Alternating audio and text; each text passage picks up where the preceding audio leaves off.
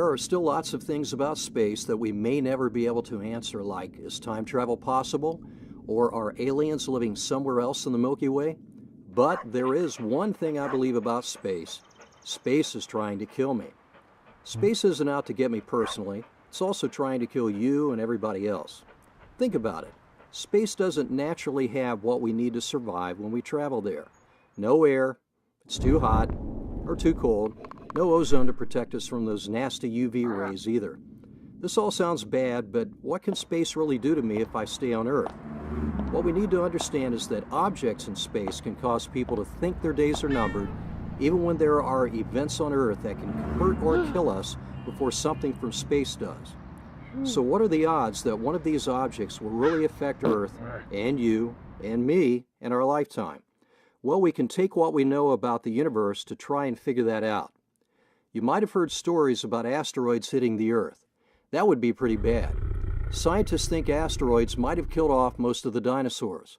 Sounds like something we should worry about, right? Well, astronomers can now watch asteroids in space and see them coming using complex computer models to predict the deadly rock's path.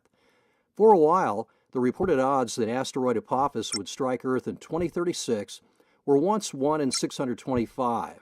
But after updating their data, astronomers now say the chances are extremely low. Okay, what about the sun? Hollywood movies like to pick on our sun by showing Earth destroyed by solar flares or the sun dying out, which would cause Earth to freeze. Astronomers predict our sun contains enough gas to make energy for another 3 to 5 billion years. So, in 3 to 5 billion years, if people still exist on Earth, they'll have to deal with that. But today, well, we're safe. Sometimes the sun does shoot flares at Earth, but the magnetic field surrounding our planet blocks most of that radiation. The radiation that does get through creates things like the aurora borealis. Gigantic solar flares can mess with our satellites and electrical equipment, but the chances of it killing you are pretty slim. Okay, what about that supermassive black hole in the middle of our galaxy? What happens to Earth and us when it pulls us in? After all, it is supermassive. Nope, not going to happen. That's one big object that can't bother us. How can we be so sure? Our solar system is on the edge of the Milky Way, while the nearest supermassive black hole is about 26,000 light years from Earth. That means we aren't on that black hole's menu. So you still think space objects are trying to kill you even after what I've told you so far?